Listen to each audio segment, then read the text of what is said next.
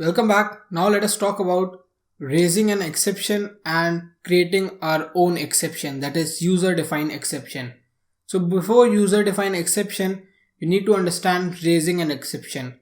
Every time we are not going to create a try or except block. Maybe we want to just throw an exception at a random position.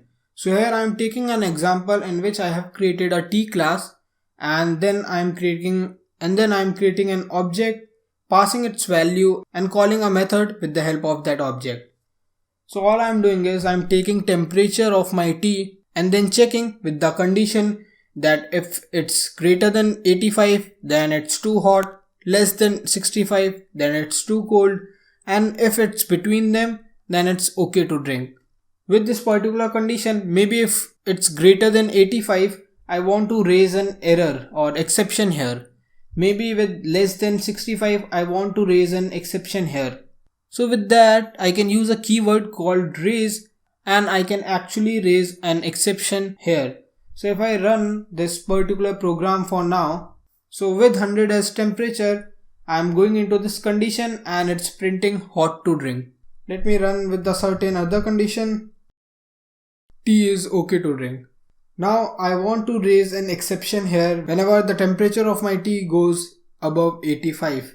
So all I have to do is use a key term raise and then I need to define the exception. So if we have a user defined exception, I can use that, but at this point of time I will be using my base class. Also let me change it above 85 so I can satisfy the condition and then raise an exception. So you can see this is an exception created by me because I have raised an exception. And this is not an exception because of our program. This is an exception because I raised it. Here if I try to print something else, you can see now I am not getting any exception.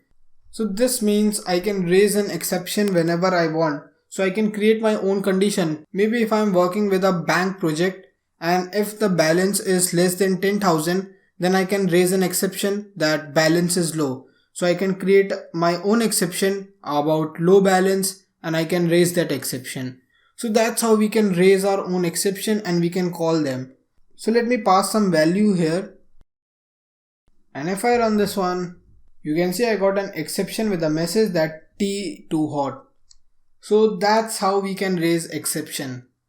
And we can raise different type of exception at different condition. Also here I'm using my base class. I can use my subclasses also like zero division or type error or attribute, whatever I want. I can also try to throw a value error and that would be much better here in this case. And let me run this one again.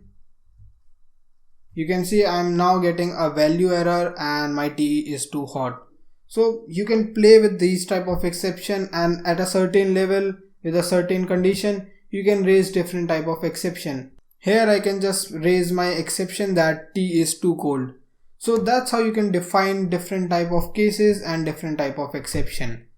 Now the second thing that I was talking about to create user defined exception. So that we will be doing in next lecture. So now I hope you understand about raising an exception, and in the next lecture let us talk about creating our own exception and then passing our own exception here instead of taking built-in exceptions. So see you in the next one.